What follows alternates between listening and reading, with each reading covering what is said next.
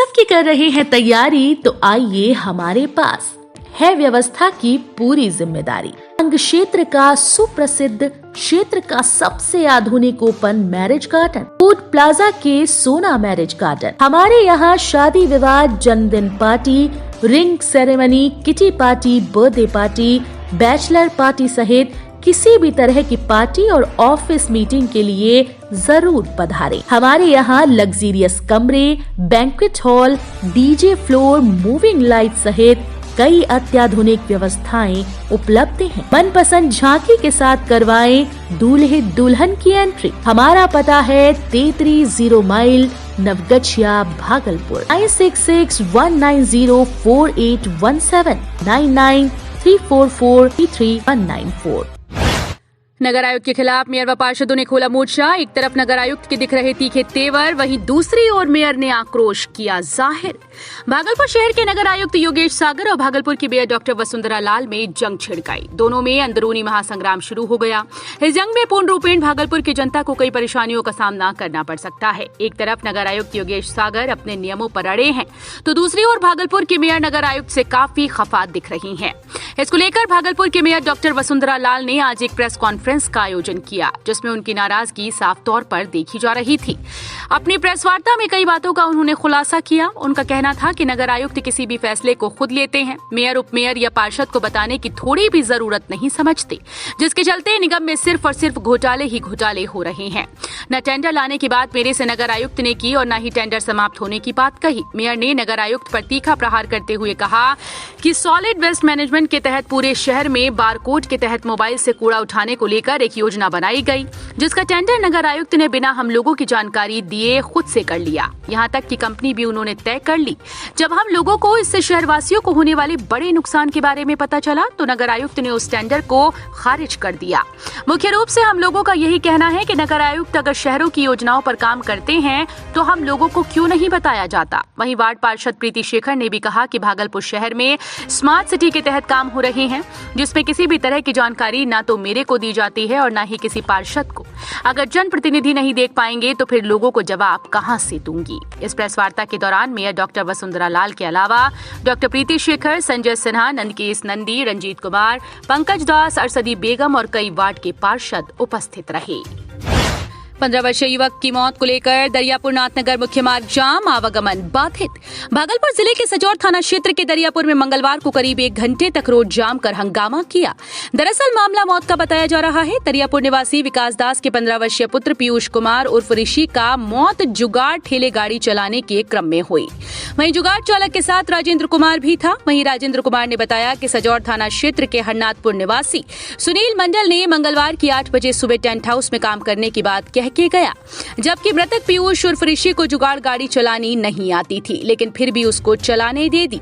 सुनील मंडल ने tent house का सामान लोडिंग करने को कहा था। उसी बीच हरनाथपुर बगीचे के पास जुगाड़ गाड़ी अनियंत्रित होकर पलट गई, जिसमें कि जुगाड़ चालक को काफी ज्यादा चोटें आई। वहीं घटना की जानकारी मिलते ही टेंट हाउस के मालिक सुनील मंडल पहुंचे और बेहतर इलाज के लिए मायागंज अस्पताल भागलपुर ले जाया गया।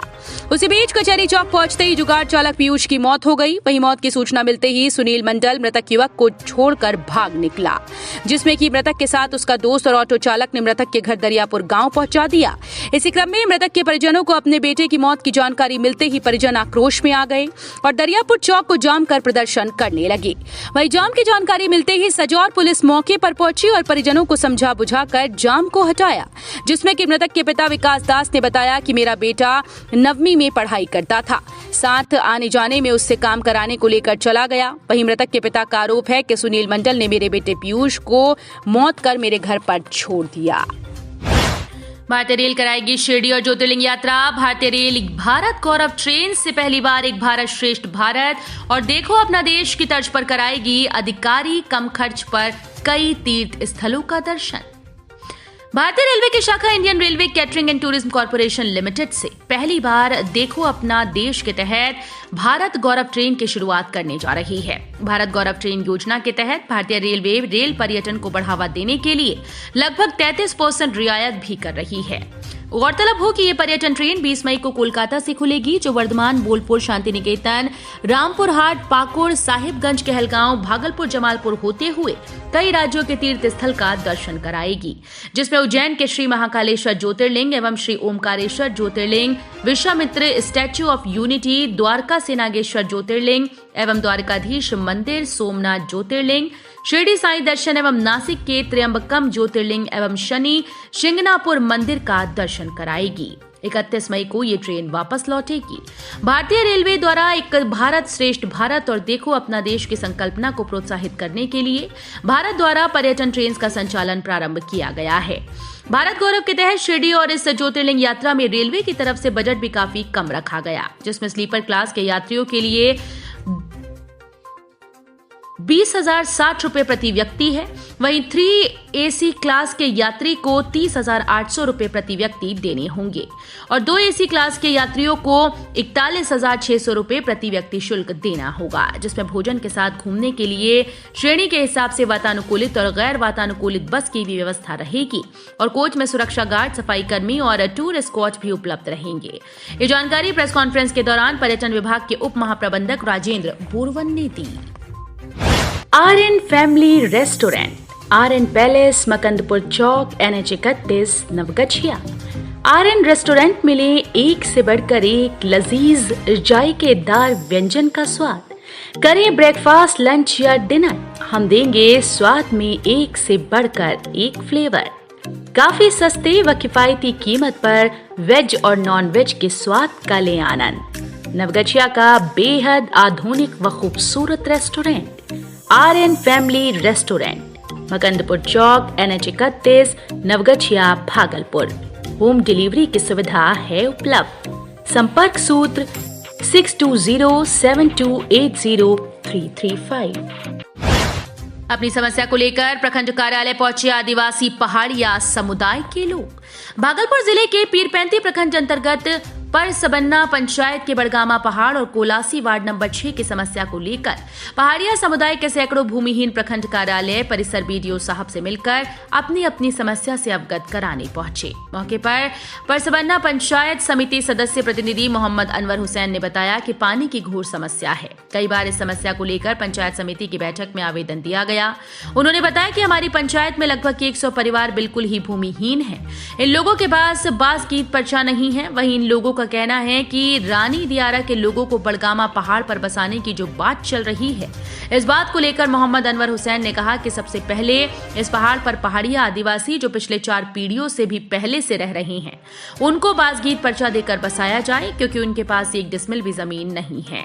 वहीं उपस्थित भाकपा माले के जिला कमेटी के मेंबर रणधीर यादव ने कहा कि अभी जिन भूमिहीनों को जमीन दी जा रही है, मैं उनके खिलाफ नहीं हूं, लेकिन जल, जंगल, जमीन और पहाड़ पर सबसे पहला अधिकार आदिवासी पहाड़िया समुदाय का होता है, जो कि पीढ़ी दर पीढ़ी ये आदिवासी पहाड़िया इसी बड़गामा के पहाड़ पर गुजर बसर करते आए हैं।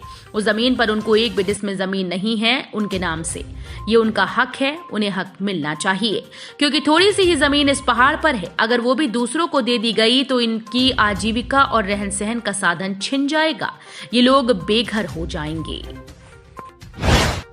हाईवा ड्राइवर को अपराधियों ने मारी गोली, हुई मौत। परिजन ने ठेकेदार और कंपनी के मालिक पर साजिश के तहत हत्या करने का लगाया आरोप। भागलपुर में अपराधियों का मनोबल सर चढ़कर बोल रहा है। एक तरफ जहां प्रशासन अपराधियों पर नकेल कसने के लिए कई हथकंडे अपना रही है, वहीं अपराधी अभी से बेलगाम घूम रहे हैं और आपराधिक घटना को अंजाम देते दिखाई दे रहे हैं। ताजा मामला भागलपुर सबौर थाना क्षेत्र के लैलक का है।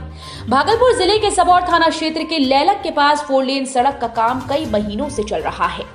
इसी 4 लेन में काम कर रहे नालंदा जिले का 73 बीघा का रहने वाला हाईवा ड्राइवर सुबोध कुमार यादव की सोमवार की देर शाम अपराधियों ने गोली मारकर हत्या कर दी।